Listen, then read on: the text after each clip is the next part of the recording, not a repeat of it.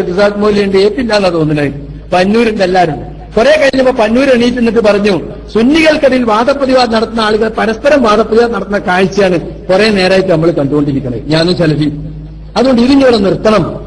ആയിക്കോട്ടെ, നിർത്താം. എന്താ തീരുമാനം പറയും? മറുപടി പറഞ്ഞേ പറ്റൂ. അത്രമാത്രം നമ്മൾ മാനം കെട്ടിട്ടുണ്ട്. മറുപടി പറഞ്ഞേ പറ്റൂ. നമ്മൾ മറുപടി പറയാത്തതുകൊണ്ട് അത്രയും നമ്മൾ ദുഷിച്ചു പോയത്. അങ്ങനെ ഈ വിഷയത്തിൽ മടവൂരികൾ യഥാർത്ഥത്തിൽ ഹദീസ് നിഷേധത്തിലേക്ക് പോയിട്ടുണ്ടെന്നും അവർ ഹദീസ് നിഷേധം മുൻനിർത്തിക്കൊണ്ട് മറുപടി പറയാൻ തീരുമാനിച്ചു.